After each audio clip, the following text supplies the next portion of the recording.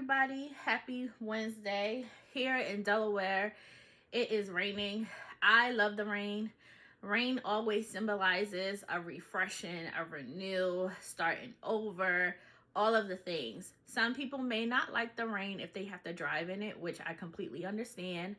I wanted to come on this morning just to give a introduction and an overview and my inspiration behind creating the grief journal Beyond Goodbye, a healing companion, as well as the vision behind Beyond Goodbye and Co.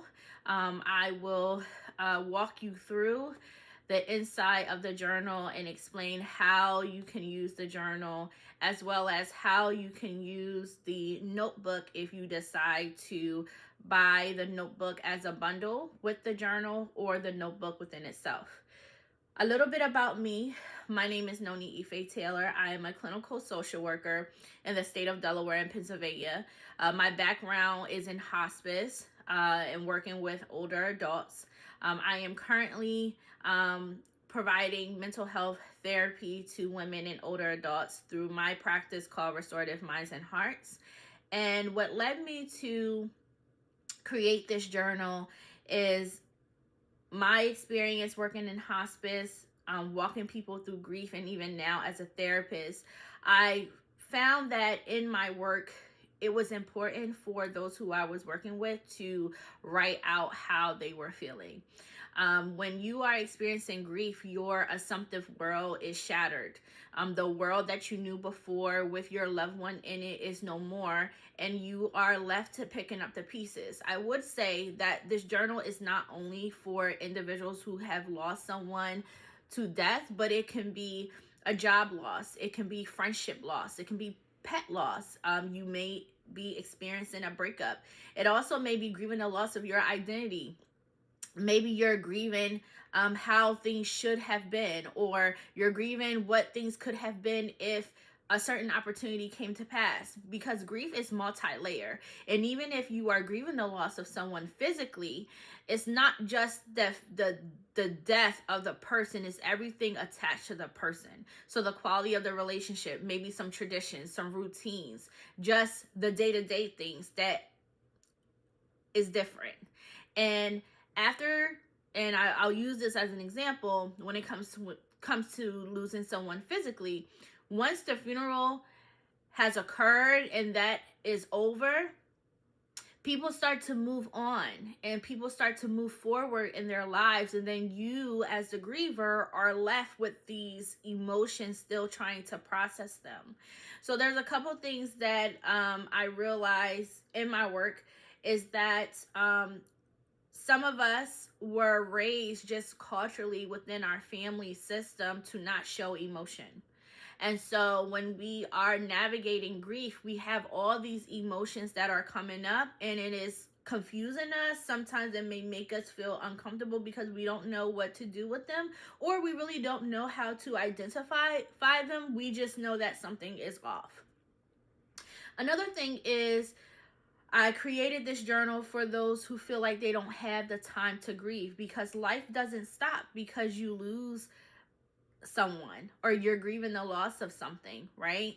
And so if you lose someone, you still have to navigate through parenting. You still have to go to work. We know that most places you only get 3 days for bereavement, and then you are expected to return back to work, normal, meeting productivity, meeting deadlines, meeting all of the things, and yet you are still just trying to grasp your head around what just occurred to you. And even if you are navigating the person's estate, or there's still some logistical tasks that you have to do, some people may feel like they don't have the time to grieve. And so I created this journal for people like that, to just carve out, whether that's 2 minutes, 3 minutes, 5 minutes, 10 minutes out of your day, to honor your grief and to honor where you are. Because if not, you'll just suppress those emotions and then you will explode eventually. It also is a good thing to write things down, because it serves as like data for you to track to see how far you come, because grief is like waves. You know, one minute you may have some acceptance, you may be feeling like you're not getting back to normal, but you're getting back where things are a little bit more functional, and then out of nowhere your grief hits you, whether that's a song that comes on, or you're out about in the store and there's a sound or a smell or a taste that reminds you of that person or that thing or that situation, and then your day is just upside down. And so that is why I created the journal. My hope and my prayer is that it can really be a tool for those who come in contact with it, and they will share their experience with utilizing the journal. So first I'm going to go through what the actual journal looks like and the contents inside of the journal. So this is what the journal looks like. And I decided to do paperback instead of hardback just because of the flexibility to bend. You can, and for size wise, you can place it right in a bag, a book bag. You can hold it. It's not overpowering. It doesn't draw attention. It's very minimalistic to me. And therefore, people may think it's anything. People may think it's a notebook, etc., but it's not loud. And that's not to say that your grief should be isolated, but your grief is yours. And everyone grieves differently. Sometimes people try to micromanage other people's grieving experiences. You may feel like this is taking too long. Another thing that I have come in contact with is comparative grief. And so if you are a person who experienced another loss, it is common to compare how you dealt with a previous loss, when really either way, when you lose something, you've never been that way before. So, a couple years ago, you probably felt like, yes, navigating through that loss was difficult, but you know what? I was able to manage through. Whereas this current loss, it is really hard for me. And that is normal depending on the details surrounding the loss. So inside of it is, of course, you would, put your name in the event it is lost. You can definitely put your contact number if you want it to be returned to you. So you can put your name in the front.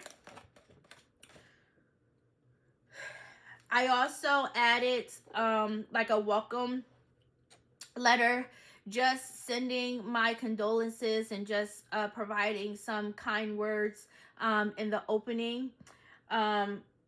Then it has instructions on how you can use, I'm sorry, let me put this up a little more. Then it has instructions on how you can use the journal. And so I give some tips there. I also give information about what exactly is inside the journal so that you know what's in it. Okay. And then I talk about a little bit about the grieving process, and I provide some grief education in here for you. I also talk about how grief can impact the mind, the body, and the heart.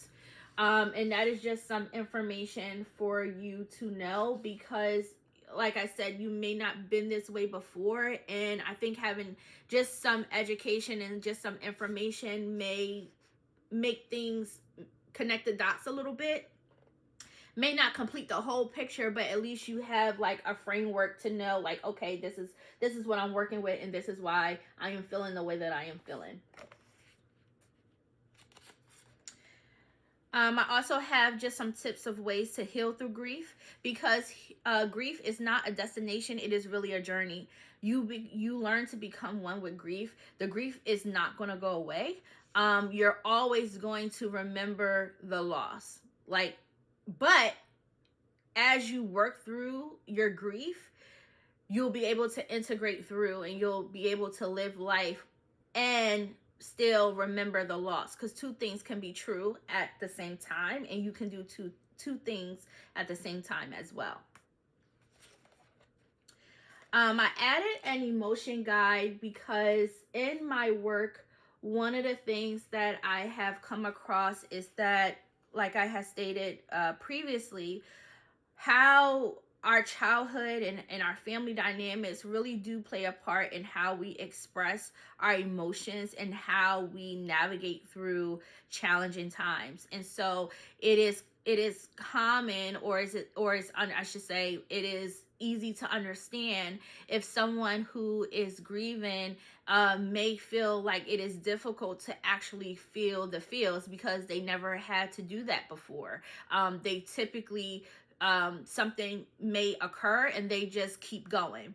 And so one of the things that I work with my clients is we work on identifying their feelings. And so we are all familiar with the normal feelings of like anger, sadness, things of that nature, but there may be an extension to anger, to how someone may really feel. And so it may not be anger per se, but you may feel disrespected, right? You may feel inadequate, just kind of navigating through your grief journey, and you may feel alone. And so, I work with my clients to first meet them where they are, acknowledge that immediate feeling that they feel, but then we work together for them to identify what is the extension of that. And so that is what the emotion guide is for. Now, it's not all of the emotions, but it is something to get you started so that you have something to start with. And then obviously if you want to expand on that, you certainly can. And so with the emotion guide, it does have the emotion there, and then it has like a blurb so that you can read to see which one you identify with the most. Now, you don't have to select one, because you may be feeling a plethora of emotions at the same time, but that is okay. This is really just a guide. And then something else that I added here in the grief journal is a significant date and memories section in here, because we all know, or some of us don't know, like when you are grieving, holidays are difficult, celebratory moments is difficult. And while those things are important to acknowledge, to bring to someone's awareness, I think the other side of that is just as important as well, such as the actual death anniversary, or just the dates and days leading up to the event. So for example, in my practice, I see a lot of caregivers who loved one was on hospice. And so during my process of just supporting the person is sometimes the date of the person getting the diagnosis is triggering, right? The date that the person was admitted onto hospice is triggering. Around the time where the person stopped eating, that is triggering. Those things are important because the grief symptoms can be intense when those dates or that season come around. And so often I will work with my clients for us to identify what are the significant moments and what are the significant dates connected to your grief, not for them to be fixated on, but just an awareness of what their grief symptoms may look like, and for us to collaborate to put a grief plan in place. And so that may look like you may call someone in your community to say, hey, the week of the 27th, I may feel like I need extra support. So can you check on me? Or can we do something? Or just letting people know, hey, if you don't hear from me, this is probably what's happening. Also, it allows you to set an intention of how you want to honor your grief. You can definitely make room for sadness, and you can make room for joy.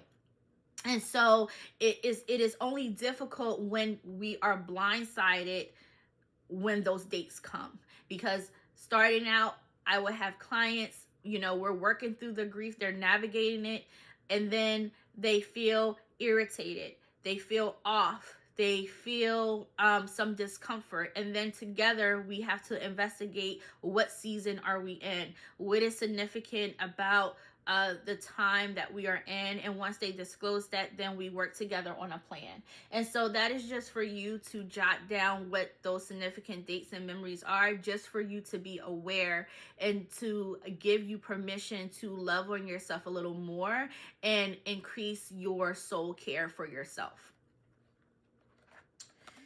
And then the daily journal, it does not come with prompts. However, I do have some other things in here. When you purchase a journal, you will get journal prompts that you can utilize if you feel like you need journal prompts just to get started. And the reason why I did not add journal prompts is because I wanted this to be a companion for it to be what it is that you need. You may not need journal prompts. You may just need to jot down what you feel just to get it out. But I understand that some people, they do need journal prompts. And so that's why I added a separate tool of journal prompts in the event someone could utilize it.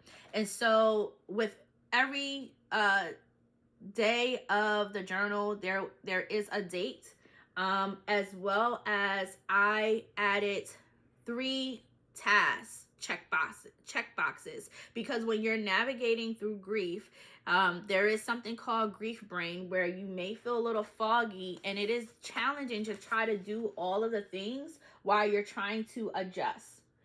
And so the 3 check boxes is just for you to prioritize 3 things for the day. Now, it does not have to be something huge, something that's outside of your capacity. It could be something as taking a shower. You're going to get dressed. You're going to eat. You're going to you're going to take a shower. You're going to get dressed. You're going to brush your teeth. Those things are important. And so if that's all you have the capacity to do, write that down. I also have a symptom tracker to track how you're sleeping, how's your appetite, and your mood. The mood tracker is where you will use the emotion guide. And then it goes into today's journal reflection. So what are you going to journal today? You can write a paragraph if you choose. You can bullet point things if you choose. You can sketch. You can just write a word. Whatever it is that you want to write down for your reflection, you can do that. And so that's how the daily journal reflections are in the journal. And towards the end, there are grief resources. There are grief resources here for you. Some support and helpline, some books on grief and healing, and some online communities and articles that I thought would be helpful. I am not affiliated with any of these organizations, nor do I get compensated for sharing these resources. I just thought that it would be helpful to provide additional resources that could be beneficial for your grief toolbox if you should need it. And then it ends with a special message from me, as well as how you can stay connected to Beyond Goodbye & Co. And if you are in Delaware or in Pennsylvania and you or someone you know could benefit from therapy, I did add my practice information in here in case you need to contact the practice for therapy. And so this is what the grief journal looks like. This is what it entails. And now I'm going to show you the grief notebook. The grief notebook can be used as a continuum of what you've been doing in the grief journal, or if you are someone who is actively in therapy for grief, you can certainly use this as your therapy notebook for grief. Or it can just be your grief notebook where you may write down your to-do list. You may just carry it with you. Those could be options as well, but definitely a continuum. And it does not have any prompts. It's just a notebook, and so you can certainly use the journal prompts that you will receive for the notebook. It is completely up to you, but I wanted to add this as an additional, in the event people run out or they finish the journal, they can continue and then purchase a journal again. And so this is what the notebook looks like. Now you can buy it as a bundle, or you can buy them by itself. So you can just buy the journal, or you can just buy the notebook. And so I hope that was informational. If you have any questions, please comment below. I can be reached by email at hello@beyondgoodbyeco.com. That is hello@beyondgoodbyeco.com. Thank you so much for taking the time to watch this video in its entirety. I do pray and hope that whoever comes across the journal and it gets to your residence, that you may be blessed by it, and that it can bring you hope, and it can help you navigate through your grief journey. Thank you so much. Peace.